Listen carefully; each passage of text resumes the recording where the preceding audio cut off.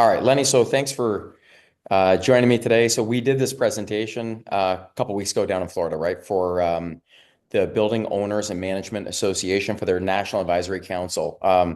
In the real estate market, as in many other industries right now, in the cost of insurance and insurance has just become such a big line item and such a critical thing that they wanted us to come down and present on what's going on in insurance, what can they do about it, and kind of giving them a roadmap there. So that's what we did. So we thought it would be useful just to re-record this to help other people who are probably struggling with the same thing. So we're going to take you through, Lenny will take you through what's actually happening in the state of the market right now, and in particular, some of the catastrophic losses, wildfires, and how that's impacting things.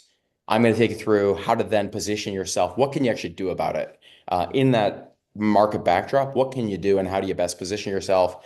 And then, Lenny, you're going to talk about contracts and how you can make your contracts work much better with your insurance program. So over to you, Lenny. Okay, the state of the insurance market. Brad, if you'd like to go to the next slide. These are topics that you're hearing something about from, I'm sure, some of your brokers, but there's cycles in the insurance, there's hard markets, there's soft markets. Where we're at right now is we're coming out of a prolonged hard market. So there's been a shift. Capacity was down, meaning people did not want to invest in the insurance industry. And that drove the rates up. Competition has improved because of that increased capacity, meaning we have more insurance companies pursuing business, trying to write your business. And the net effect of that is improved pricing. The most important thing to understand in that space is that they may make an underwriting profit, i.e. Premiums were less than losses, but where they really make their money is in the investment portfolio. So if the market's good, insurance companies usually lower their rates because they're making much more money on their reserves being invested in the market than they are on actual profit and loss of underwriting premiums. So as you can see here, the trends through April of 25, we talked about a prolonged hard market. As you can see in the property space, this is just by quarters. I mean, some 20%, 19%, 15%. I mean, generally there's a little bit more of a valley than this, and it softens up. But for the first time in 8 years almost, it seems, we're finally starting to see some decreased rates. As we start to get into 2025, we should start to see Q1 be posted, and I would anticipate the property rates are going to be on a decline as well here as we go forward. Next. What's driving those decreased rates on the property side? Well, it's generally that reinsurance companies were profitable in 2024, meaning that even though we had some major catastrophic events in the property world, they still made money. And that's the most important thing for them from an investment perspective, an underwriting perspective. If they make money the next year, then they have more capacity, more capital to reinvest. So this is then leading to favorable terms and reduced rates. And insurers are predicted to make profit again in 2025. Understand that most of these treaties renewed the first part of the year, and then we had the Palisades fires out in California. They anticipate a certain volume of catastrophic claims in their reinsurance treaties and rates.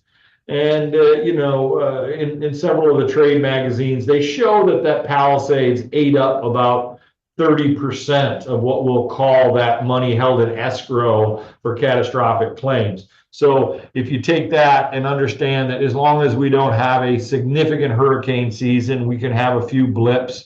We don't have another major wildfire like California or Hawaii. We should see another profitable year in 2025 for the property. Next slide, Brad. Now let's take this to the liability. We are still in a hard market on the liability, though it hasn't been as significant as the property. This is just really driven more by claims and litigation activity, along with some regulatory changes about what's people are liable for, not liable for. And so, we see it much more moderate. For my real estate clients, this is much more in tune with labor, energy cost, taxes. You're going to see the gradual increase in the liability, which is much more palatable than the 30, 40, 50, 100% swings that many of you went through in the property market. Catastrophic events and their geography. This is what's really driving a lot of heartache for our real estate customers.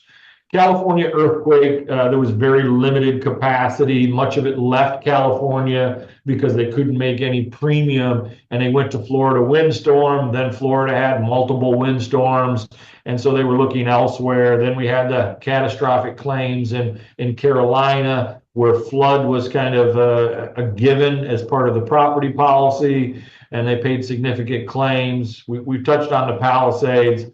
And then, emerging issues, hail in Texas. Hail never used to be considered a catastrophic event until recent iterations of the various policies. And with those changes, then they become less capacity, higher retentions, and a lot of that risk is now pushed to our real estate clients' balance sheet, where they used to, or many of them still assume, that it's fully insured. So it's very important to understand that we're starting to see some sublimits and reduced coverage for wildfire in California, in hail in Texas, Oklahoma, Colorado, and other parts of the country.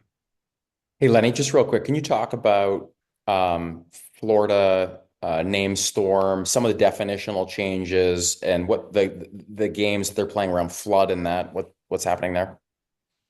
I will actually. We're going to talk about that later in the contract section.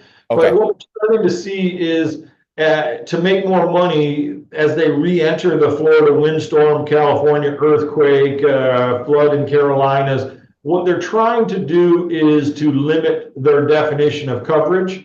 And we'll cover that in the contract section, which is later on. But yes, it's a very important item for everyone that's going to watch this video to be aware of, because if you own real estate in any of these potential wind and flood zones along the coast or Texas, that you be aware of the changes. Okay. Okay. Thank you, Lennie. So moving on so considering that market backdrop, what can you do about it? How do you best position yourself? So we were in London a couple of weeks ago. We had a client presenting directly to Lloyd's of London markets and underwriters. And the client's revelation from those meetings was he walked away saying, Brad, he guys said, for a particular asset and a particular geography with a particular set of characteristics, he always assumed that there was kind of like a price for that insurance, right? And he said, his revelation was the thing that he now came to understand is, no. There's a range of price. There's a serious range of price and terms as to what that could be in the commercial insurance world. And so, as Lennie just presented, there's this market backdrop, which is uncontrollable. That is what it is.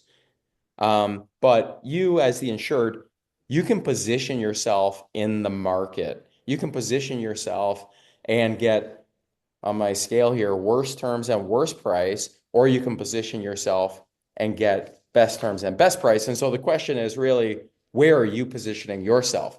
And how are insurance markets seeing you? So are they seeing you as the, excuse me, as the beat up, unwashed, old 2010 Toyota Yaris, or are they seeing your organization as this high performance, best in class, best managed Bugatti Chiron? And so how do you make yourself, how do you shift in how you're looking and how you're being positioned? And that's all about how you're telling your story and telling your story right to insurance markets. And so for our real estate clients, we like to give them the analogy of if you were going and working with or soliciting money from potential investors, you'd be going with something like an investor pitch deck. And you'd be presenting, that thing would be this beautiful presentation about why your company is so differentiated and so good, such that you're trying to solicit the most interest, the most capacity, and getting the best terms for that money. The insurance markets are exactly the same, and insurance writers are exactly the same. And so we want to package up your story properly across these 6 areas, build that into this insurance submission, which is your presentation, your investor pitch deck, if you will, but for insurance markets, in order that in the insurance world, you get the most interest, the most capacity, and the best terms. So let me go through these 6 areas one by one. First one is clarifying your business strategy and operations. So years ago, Lennie and I went out to a client. We were hired to do an insurance audit. They wanted us to, look at their business and look at their insurance program and kind of audit it and say, yes, we think the program has the right terms and coverage and limits and has the right pricing and so on and so forth. So, and this firm was real estate private equity, and they'd evolved from doing acquisition way back to doing acquisition value add to doing ground up development over time. And so their business strategy evolved. However, Lennie and his insurance audit found that they had a complete residential development exclusion. And their businesses, they were a residential developer at that point. And so their business strategy had evolved, but their insurance program had not evolved with it. It's critical that you're clarifying your business strategy of today and where you're headed next, and insurers are understanding that. Next is clarifying your assets and entities. Many of the organizations we work with have really complex entity structures and ownership structures. And again, we were hired to do an insurance audit on a firm. And again, Lennie doing his thing and reviewing the way the organizational ownership was structured, the entities were structured, and the way the coverage design was set up. And in that particular case, found that they were purchasing their workers' compensation for their 500 or so employees in a certain entity, and yet all the employees were employed by a totally separate, totally different, unrelated entity. So again, really critical gap in terms of their insurance program aligning with what they're actually doing. Scope of operations. We had a heating and cooling client call me up one day. Roger called me and said, hey, Brad, I got a big problem. I think we have a big claim. A retaining wall we installed for a client collapsed. At the beginning of this, the intro to this story, I said, this is a heating and cooling client. So this guy, I said, Roger, please tell me you didn't install a retaining wall. He's like, well, our guys are really handy and the trucks were on site and, it was going to be good money and whatever. If you change what your scope of operations is from heating and cooling to now we're doing retaining walls, your insurer needs to understand that. In the real estate business, where it gets tricky is, are you in that whole life cycle? Are you doing fund management? Are you doing acquisition value add, development, asset management? Are you doing your own property management? Are you doing your own general contracting, or is that all outsourced? And really clarifying and ensuring that scope of operation is understood, what you're doing in-house for yourself versus what's being contracted out. That picture needs to be totally clear. And then geographies. If you're going to evolve the states you're working in, the countries you're working in, it's absolutely critical. Number 2 is risk management and risk mitigation.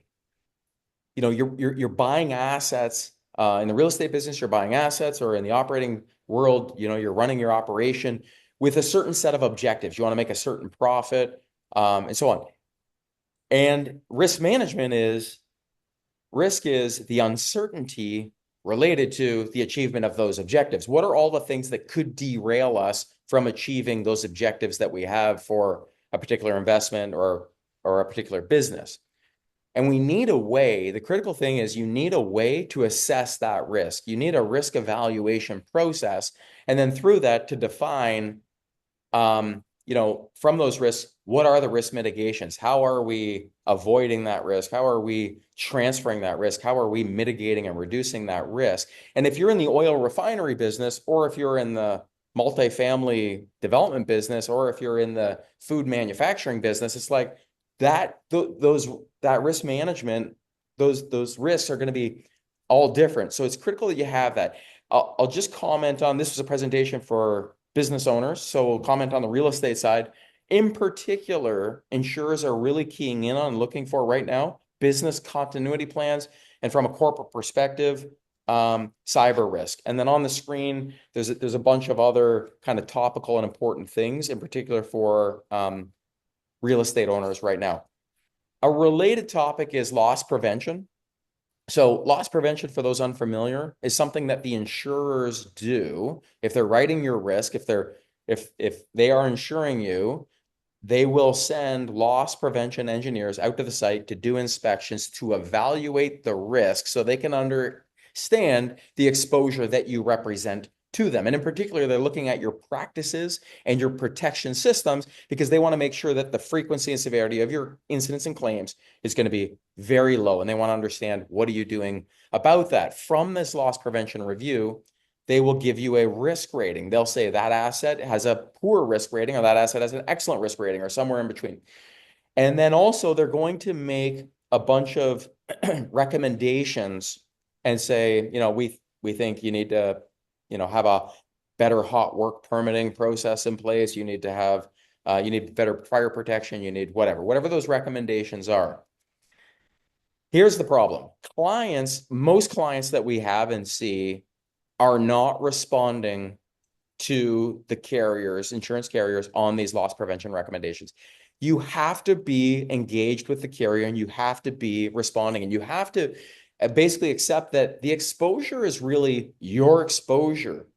Claims come with deductibles that you're going to have to pay. They come with complexity for your tenants, or for to your operations, and all this disruption that you're going to have to deal with. The exposure is your exposure.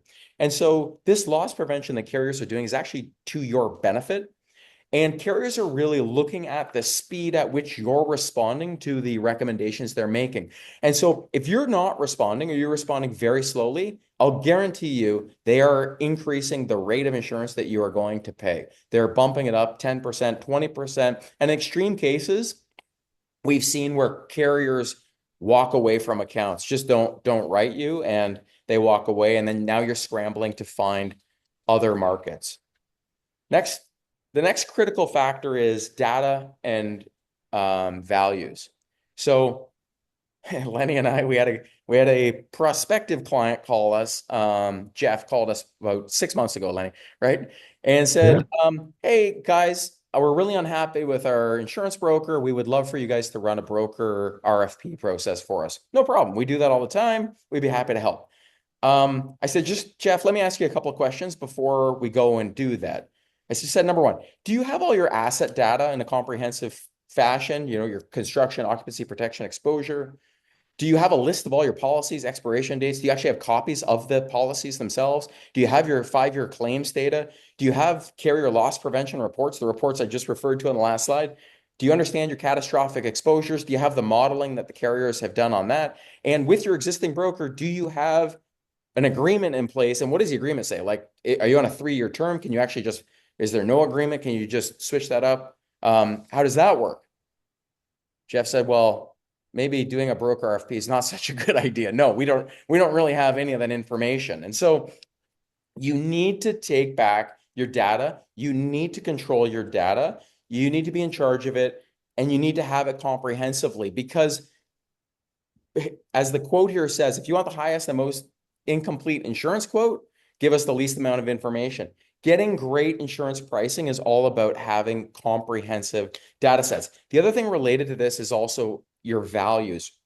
Values right now, with the inflation we experienced in the post-COVID world, insurers really keyed in on values where they were insuring something at a certain value, $100 million, and then there's a complete loss.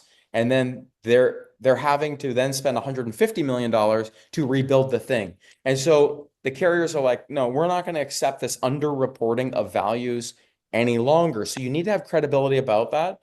And there's four key inputs into establishing the values. Number one is construction hard cost. That is by far the best, the best input if you have that. If not all clients have access to that, but construction hard cost data is the best. Number two is Marshall and Swift using that software. But that's only going to give you a range, and there's a bunch of variables, and so that's only so good, but it is also a useful thing. Three is FM Global, the carrier. FM Global issues something called the FM Global data sheets. That's a great resource and should be referenced. And we typically benchmark the portfolios of clients that we represent. We typically benchmark value changes based on the guidance coming from FM Global. And number four, appraisals. In the real estate world, you guys are doing appraisals for other reasons.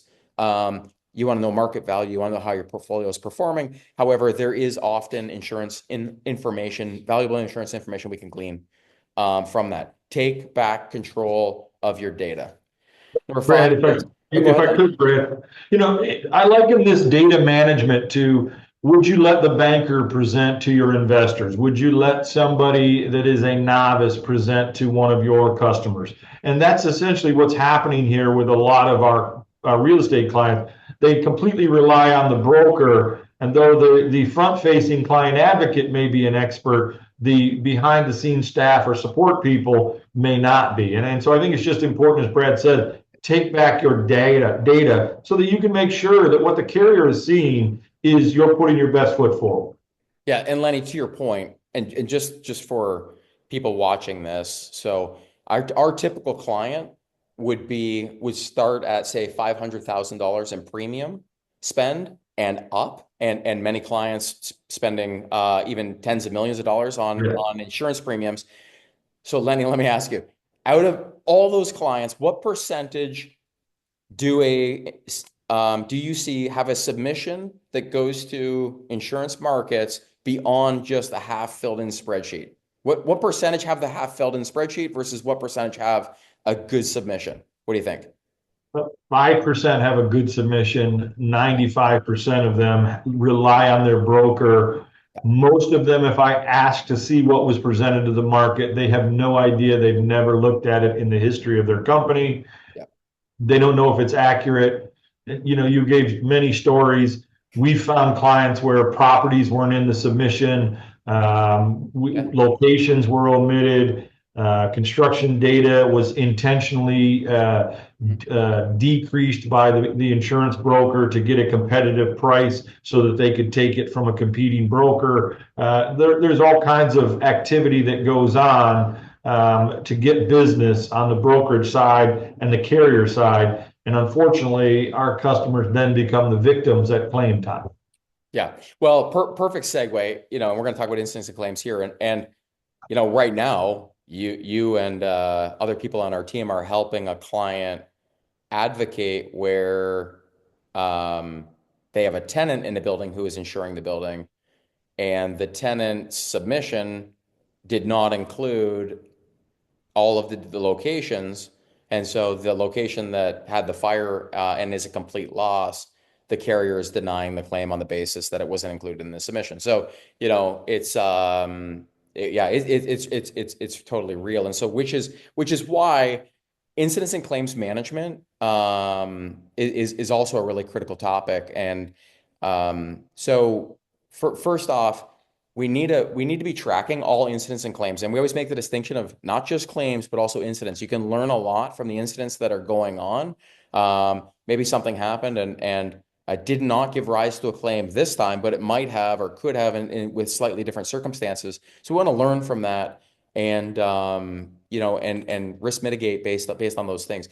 Step one is we need a place to track all of those things. We typically use Origami Risk, but there's lots of other, even just the spreadsheet, however you want to track, but you need a way to comprehensively track incidents and claims. Two, formal incident and claims reporting process.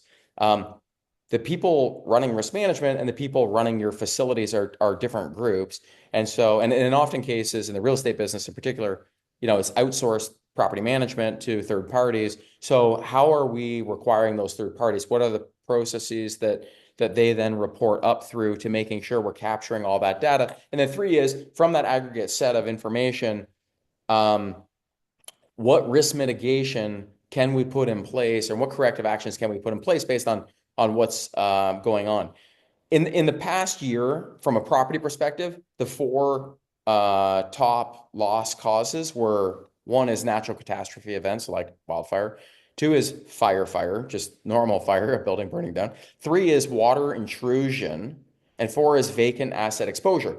And so, but I'll take water intrusion as one example. We need to be thinking about risk mitigation, corrective actions for water intrusion. What are we doing? Are we putting water detection systems in place? Roof, are we doing roof inspections? Do we have the roof? Do we understand age of roofs? Are we doing roof repairs and installing new roofs on some frequency? Cold weather preparedness, huge issue. Actually, it's both water intrusion and vacant asset exposure issue. What are we doing when we're getting all this weird cold weather? We're getting freezes, the 2020 big freeze in Texas. We've had several others since. The Portland freeze, last year, early last year. We need to be taking corrective actions and putting risk mitigation processes in place to addressing those things. The last area is third-party risk management. So, and Lennie's going to talk in detail about the contracts. But from my side, we need to have this process established where, number one, we're setting up insurance requirements, establishing our insurance requirements by major contract type. So I'll stick with the real estate business because that's what the presentation that we did this on was. Joint venture agreements, general contractor agreements, development management agreements, property management agreements, etc. Those agreements, we need to have insurance requirements stipulated by each of those contract types. Lennie, we were on that call yesterday, right? With the attorneys. Client has a significant issue. It's going to cost them a lot of money simply because they did not put insurance requirements into a major contract type. Two, incorporate those insurance requirements into your base form agreements. Presumably you have a standard lease, you have a standard property management agreement. Making sure those insurance requirements get baked into those agreements across all the various attorney groups that you're using, and they're all using that as the starting point. And then number three is, as contracts get redlined, as the insurance elements of these contracts get redlined, have a knowledgeable advisor like a CPG or whoever, but having someone who understands the insurance implications of those changes, advising you and helping you navigate through the acceptability and helping you make an eyes wide open business decision around, hey, if I accept a lower limit, here's what that really means to me. And so, as the client said in back to London, right? Our client and their epiphany, and that they said, there's not a price for commercial insurance. There's a range of prices. And there's a range of terms. I can get worst terms, worst price. I can get best terms, best price for any given market. And so, and to that point, I'll just give you one last example. We worked on a master pollution policy renewal a few months ago for a client. We got involved kind of late in the process, and the client was very unhappy with the direction of that renewal, the terms, the pricing that they were getting, and they asked us if there was anything we could do. We did in the limited time we had, we did the best submission we could do. This super well-run company, so they had a great story, so we were able to package it up. They were working with a broker, had no experience in pollution, and so we switched it to a pollution specialist broker, and through that got to all of the right markets. So we took submission, right broker, right markets, insurance markets, and through that we went from what was going to be over $500,000 renewal to under $200,000. So the client saved around $350,000. So that's how big and broad the range of commercial insurance pricing can be, just from doing these kinds of things. And so hopefully this packaging, these 6 things have helped clarify how we move from looking like Toyota Yaris to looking like our Bugatti Chiron, beautiful, world-class, best-in-class, high performance, and really telling your story right to the insurance markets. Okay, Lennie, over to you on contracts. Well, I'm the guy that now gets to scare everybody, right? So you're doing what you think are all the right things. You've got the good broker, you've got good data management, and it's still not working. Well, let me kind of explain why, right? Insurance policies are contracts, and I think that's omitted in most of our clients' approach to their insurance and how to manage it. So when we look at the insurance and we overlay it against their contracts that they use, 70% plus of those contracts are not in alignment with their insurance policy, and it creates balance sheet risk. If your policy says you must do certain things, go to Brad's examples. You've got inspection and they want you to fix something. Your sprinkler system is not sufficient. It's not been expected or inspected. They want you to fix those. And it says in the policy that if you don't, there are going to be certain penalties. You don't react to that. Now you're out of alignment. So, the insurance policies are challenged annually. And each year, as they're challenged, they start to revise them. If you look at an addition date on a policy or an endorsement, it's going to say 19, 21. They continually evolve. But what we don't see is many of our lawyer partners do not have the same evolution in their contract language. And so that creates gaps. Let me tell you one of my stories about, I met with a major boxing promoter down in Florida. Matter of fact, not far from where this presentation was made outside of Fort Lauderdale. He asked me to review his program, said that he just switched to an entertainment broker in Los Angeles. He thought they were the real deal, saved him all kinds of money. I reviewed the program. I said, look, I don't think you're getting a very good deal. Let me explain why. So I said, flip to endorsement 17. I said, endorsement 17 is a complete contact sports exclusion. Now, I grew up on a farm, but I think boxing is considered a contact sports by most insurance policies. Additionally, when I compared that to some of the contracts that they executed, the one for Madison Square Garden also said that they were responsible for any and all bodily injury claims that happened during their sporting event as they leased the garden. So now we're responsible for slip, trips, and falls. We have a contact sports exclusion that says anything that occurs as a result of contact sport is not covered. So we have these two contracts that are coming together and they're clashing, and they're basically putting the balance sheet at risk for this particular client. That, unfortunately, is an extremely common problem for the clients that we meet. As we talk about contract negate some type of insurance. Inadequate requirements. Brad touched on this, right? If you're promoting contact sports, you need contact sports coverage. If you're an environmental contractor, you need pollution coverage. Another item that we see frequently is some sort of limitation of liability. We see risk managers negotiate. They want $2 million in E&O. They want a $10 million umbrella. And then somewhere else in the agreement, legal has negotiated a limitation of liability to the fees charged for the last 12 months.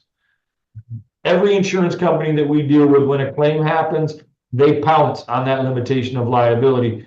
Irregardless that they have $2 million in E&O or a $10 million umbrella, they don't want to pay anything more than the fees that were garnered.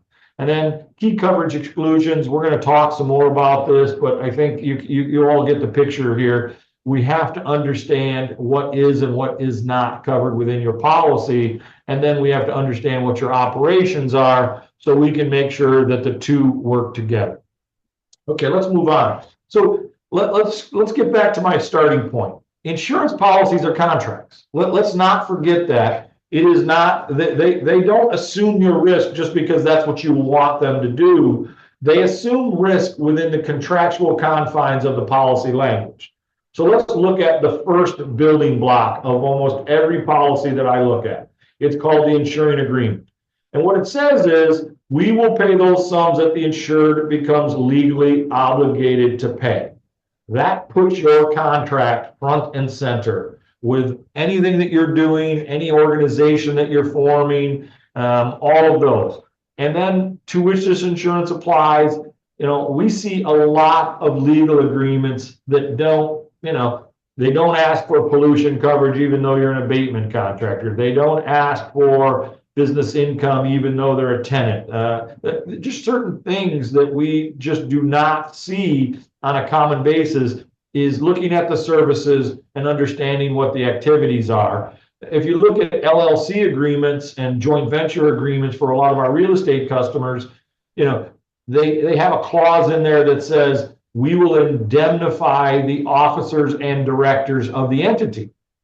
But then there's no requirement for the D&O policy to apply. And so when we go to the D&O policy, it only wants to cover those entities that are specifically scheduled or that you own 51% or more of. And so now we have this gray area because this insurance does not apply because the contract has not been written in such a way to make it apply.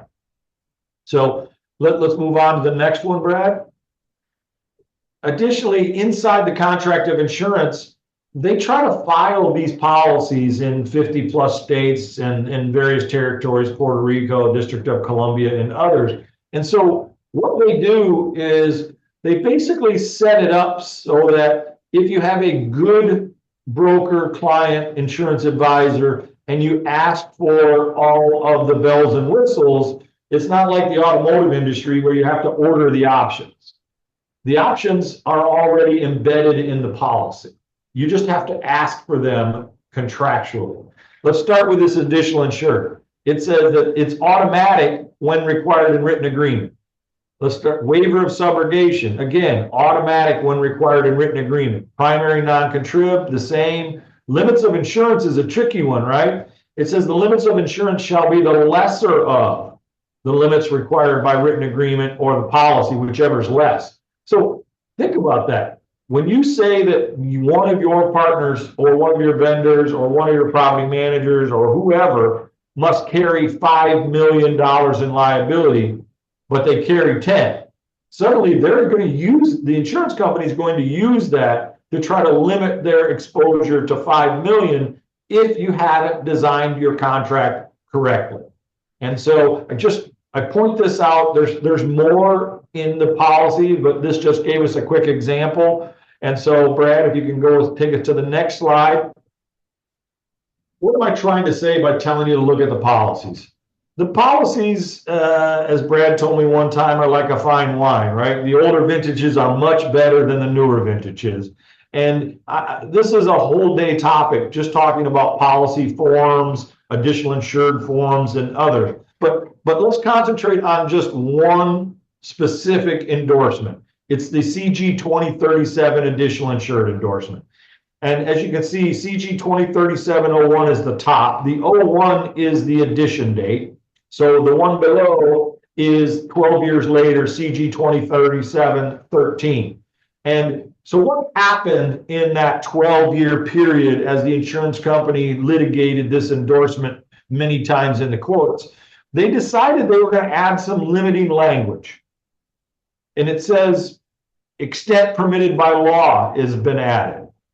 And then it goes on to say, will not be broader than that which you are required by contract or agreement to provide for such additional insurance. So just the same endorsement, if you don't specify what year or what addition date that you want, you get the worst one. You get the latest. You get the box wine instead of the good vintage with all the dust on it. And that's the most important thing for you to understand is if you're not specifying in your contract, the insurance company is going to give you their least coverage option because they do not want to pay a claim if they don't have to. And because your legal team did not specify, you get the bad one. The 2019 version is the latest, and it has a lot of exclusions, more so than the 13, believe it or not. And it excludes construction activities unless specifically related to the company. It has some other items in there. CPG, we generally want the 04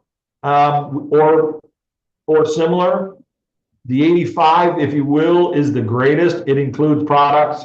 It includes ongoing ops. It includes arising out of language instead of caused by language. It's just a much better endorsement. And then there are certain policy forms that CPG would advocate for as well, and we can talk about them. But as I said, This is a whole day topic, and we're trying to cover it with one slide here.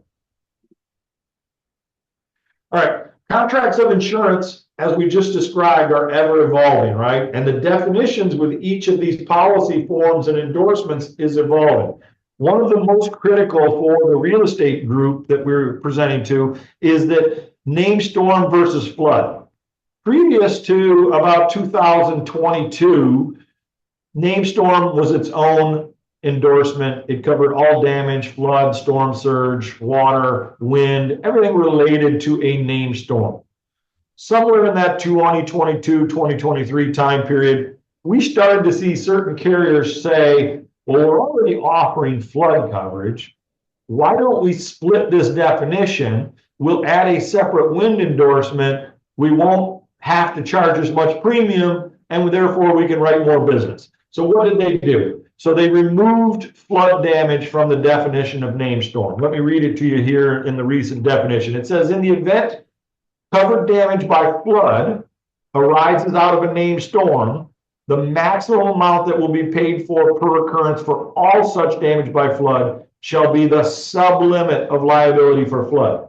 And we still meet a lot of brokers that model for named storm, including storm surge, which is defined as flood. And they tell us you need 20 million in named storm. And they give us 5 million in flood because we're not in a flood zone.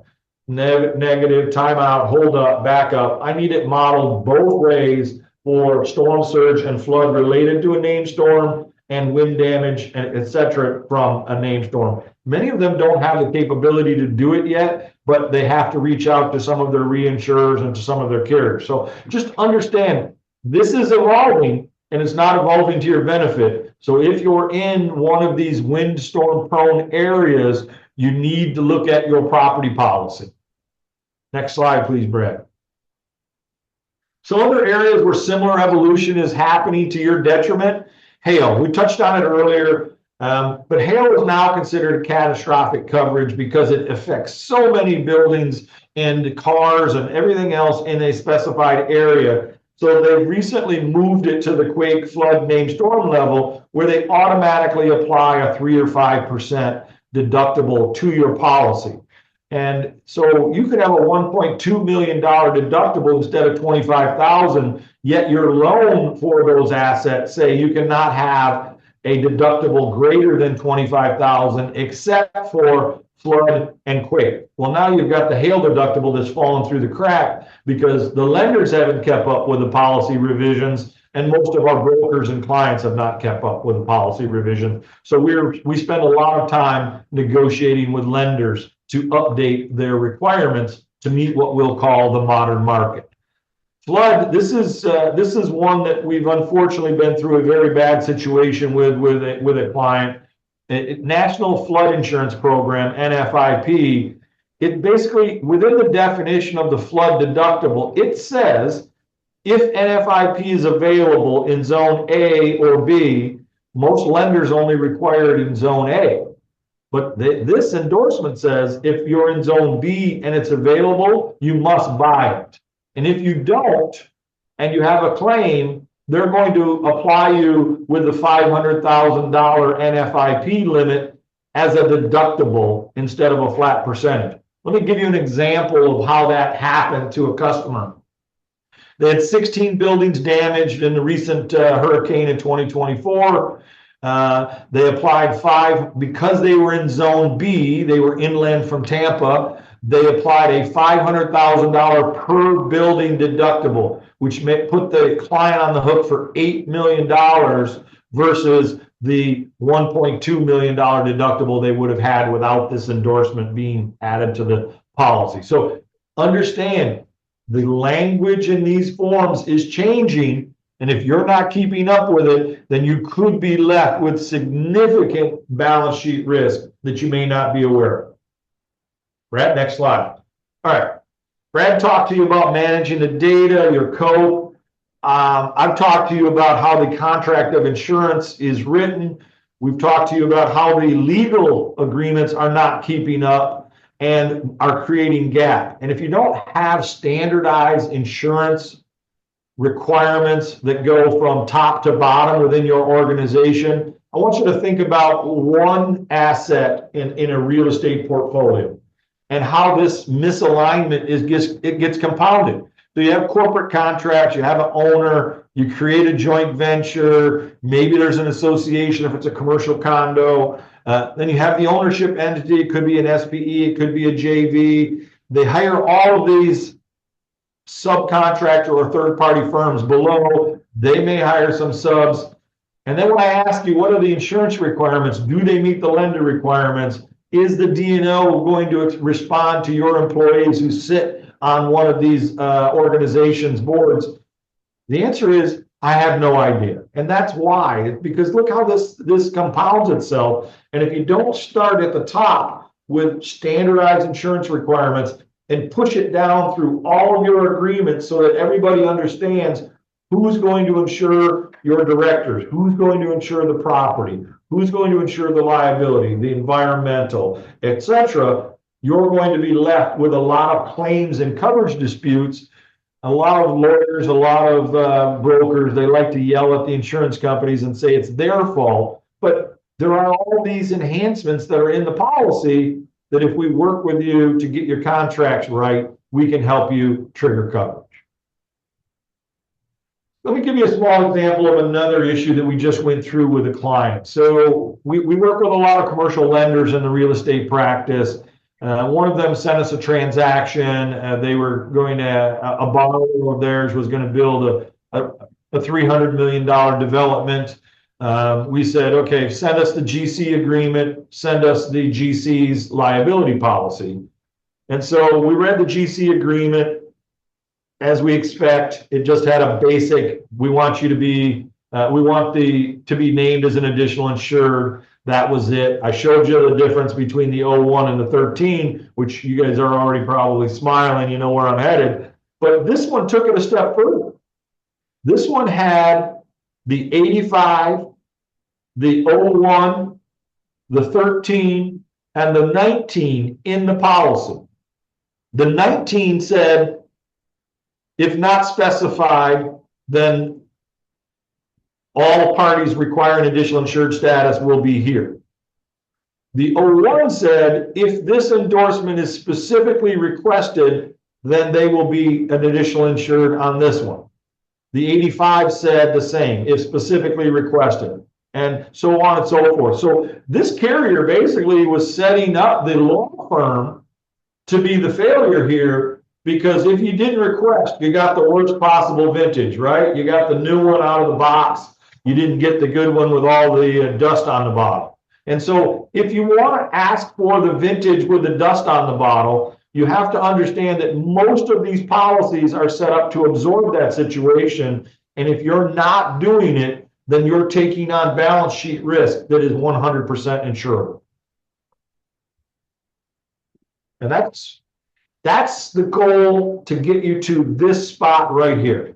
Whether we looked at the cascading effect of corporate all the way down to the SPE, and if we look at, instead of having 10 different law firms negotiate different types of contracts for you, then what you really need to think about is we really need to align our agreements. Instead of just doing a two-party agreement every time you write an agreement, I want you to think about having it be a three-party.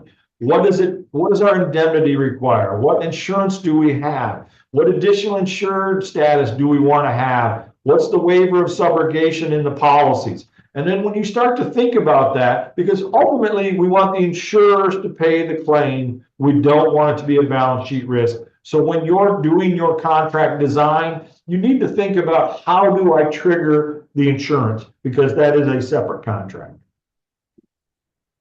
Okay, awesome. Thanks, Lenny. So here's some contact info. You can check out our website, cpgstrategy.com, or contact myself or Lenny directly if that's of interest. And then just to kind of recap on what we do, we referred to a lot of it throughout, but insurance audits coming in and looking at, do you have the right insurance program structure? Does it have the right terms? Are you paying the right price for that? And we generally say, you know, when we go and do that sort of an engagement, normally we save clients a minimum of 3x our fee just through just through that work and that realignment. Related to that is the help, and a part of that is helping people with their insurance submissions, getting that packaged up, more Bugatti Chiron, less Toyota Yaris, and making sure they're getting to the right insurance markets with the right story. As Lennie talked about, we do a lot of work on contract standards, contract insurance standards, getting that, helping clients get that set up right in the first place, and then being advisors to them. We do a lot of lender advisory, both representing lenders and representing the borrowers and helping those loan negotiations from both sides of that, as well as advising on contracts generally throughout lots in the construction world, through development, construction, and then to permanent assets, and helping through that whole, as Lennie showed on his chart, that whole cascading insurance or cascading contractual world, helping stitch that together and making sure that that's all right.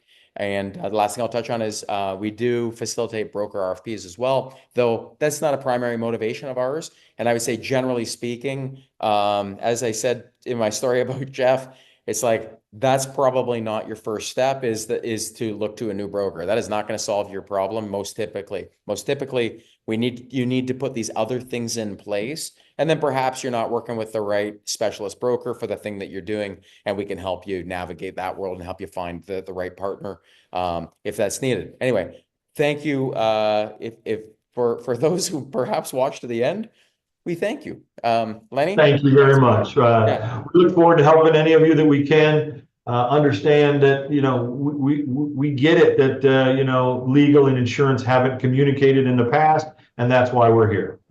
perfect. All right. Thanks, everybody. Thanks, Take care. everyone. I appreciate it. Bye.